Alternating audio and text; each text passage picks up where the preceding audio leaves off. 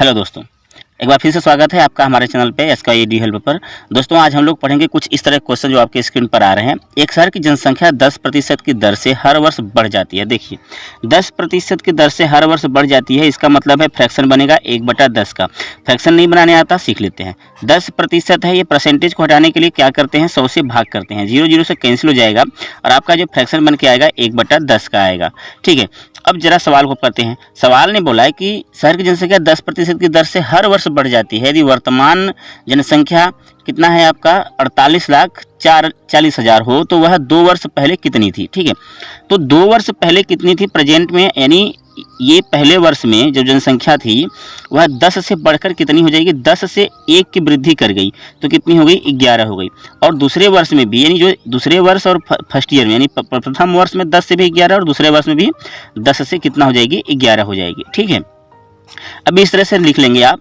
इस तरह से जितने वर्ष का कह रहा है उतने वर्ष का कर देंगे। ऊपर वाला हमेशा या तो वृद्धि रहेगा या तो कमी रहेगा, सवाल पे डिपेंड करेगा कि वृद्धि बोल रहा है कि कमी बोल रहा है। ठीक है, और नीचे आप अपना हमेशा क्या होता है, मूल होता है। ठीक है, अब क्या हुआ, जनसंख्या 10 से 11 2 वर्ष में हो गई। अब क्या करनी है, इनका मल्टीप्लाई करा देनी है आपको। तो 10 × 10 करेंगे 100 आएगा और 11 × 11 करेंगे 121 आएगा, क्योंकि ये 121 11 का वर्ग है।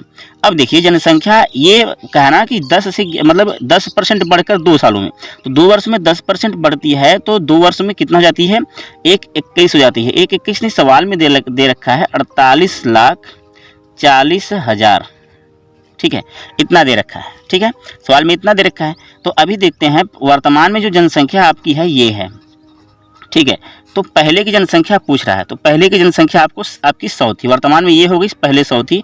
तो अभी देखते हैं 1,81 में कितने का मल्टीप्लाई, सॉरी 121 में कितने का मल्टीप्लाई हुआ है कि 484 आ रहा है। तो मैं देख रहा हूँ कि इसमें 4 से मल्टीप्लाई कराएंगे तो यानी 4 × 4, 4 दूना के 8, 4 × 4, 484 आएगा। तो यानी इसमें भी आपको 4 से मल्टीप्लाई करानी होगी, 4 से मल्टीप्लाई करानी होगी। लेकिन यहाँ पर 4 0 भी है, तो 4 0 से भी मल्टीप्लाई करानी पड़ेगी। ठीक है, तो गुणा करा के कितना हो जाएगा, 4 0 यहाँ पर, 2 ठो यहाँ पर, तो कितना हो जाएगा 1 2 3 4 5 6, 6 0 और 4 × 4। तो आपका आंसर क्या हो जाएगा, 40 लाख। ठीक है, इतना आपका आंसर आएगा। नेक्स्ट क्वेश्चन देखते हैं, आपके स्क्रीन पर है, दूसरा क्वेश्चन है, सेकेंड वाला क्वेश्चन है। किसी तरह का है, एक नगर की जनसंख्या प्रतिवर्ष 5% बढ़ जाती है।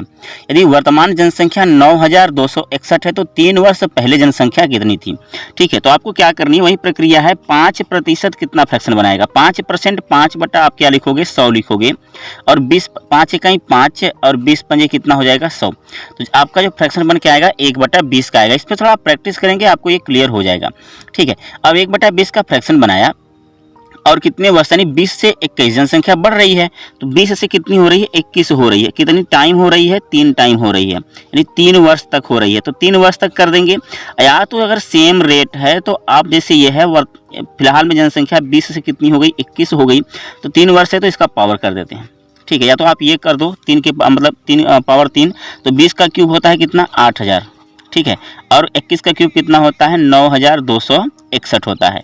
तो वही पूछा है कि जनसंख्या 3 वर्ष पहले जनसंख्या कितनी थी, यदि वर्तमान में 9,261 हो गया।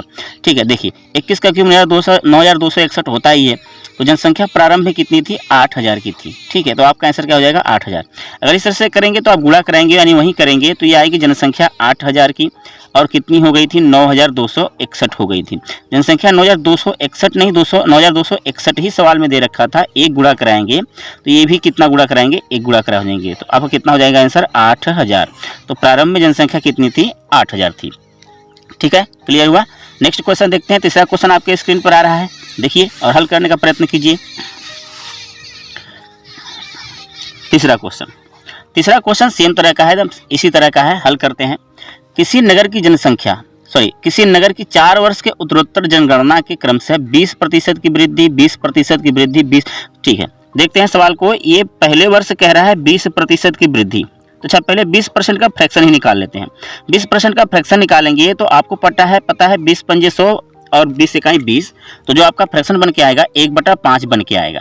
ठीक है, अब सवाल को जरा ध्यान से देखते हैं। जो पहले वर्ष इसने कहा है ना कि पहले वर्ष जनसंख्या 5 से कितनी हो जाएगी, 6 हो जाएगी, क्योंकि वृद्धि बता रहा है। पहले वर्ष 20% की वृद्धि, तो नीचे वाले से एक ऐड कर देंगे, 6 हो जाएगा। दूसरे वर्ष भी यही है, जनसंख्या 5 से कितनी हो गई है, 6 हो गई है। लेकिन तीसरे वर्ष जनसंख्या की में 20% की गिरावट आई है। 20% का गिरावट का मतलब कि अब 5 से जनसंख्या 1 की कमी हो जाएगी। 5 से जनसंख्या 1 की कमी हो जाएगी, कितना हो जाएगा, 5 से 4 हो जाएगा।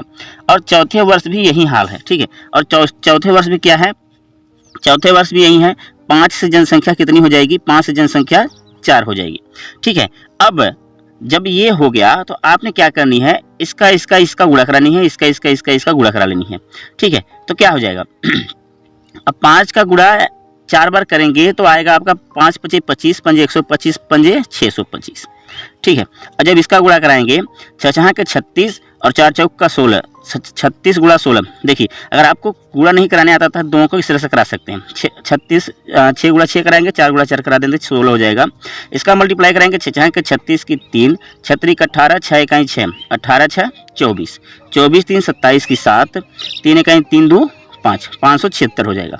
ठीक है, अब 576 जब आपका आ गया तो क्या बोला कि 4 वर्षों में जनसंख्या में निवल परिवर्तन का प्रतिशत लगभग कितना है।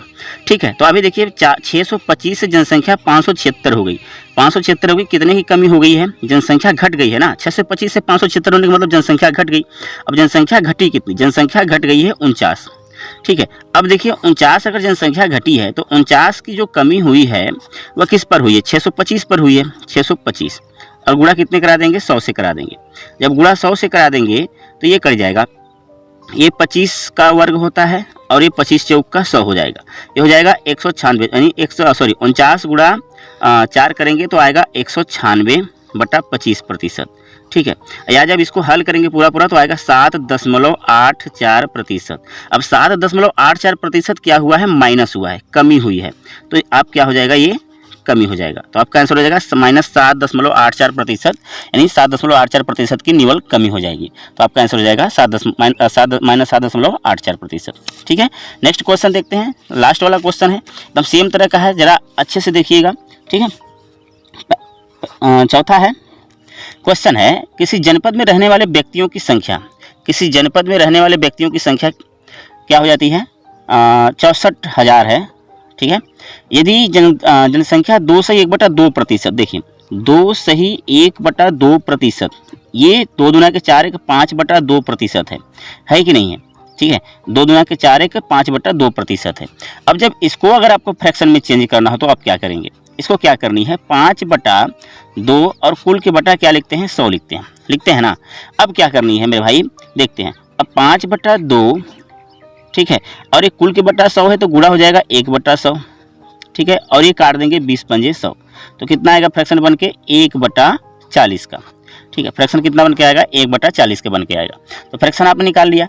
अभी कहा कि है तो 3 वर्ष बाद वहाँ रहने वाले व्यक्तियों की संख्या हो जाएगी, यानी कि अभी वर्तमान में जो है, यानी ठीक है निकाल लेते हैं। अब फ्रैक्शन निकाल लिया आपने, तो पहले जनसंख्या 40 से हर वर्ष बढ़ रहा है, 2.5% की वृद्धि, तो 40 से 1 बढ़कर जनसंख्या कितनी हो जाएगी, 41।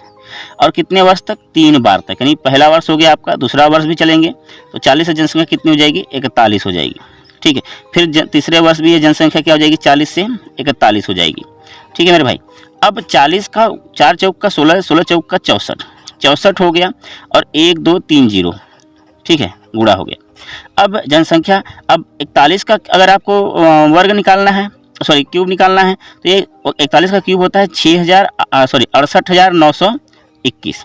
ठीक है, ये होता है। अभी देखिए जनसंख्या आपकी जो संख्या है वह कितनी थी, 64,000 आपका आया है सवाल में हल करने पर, लेकिन सवाल में भी 64,000 ही दे रखा है।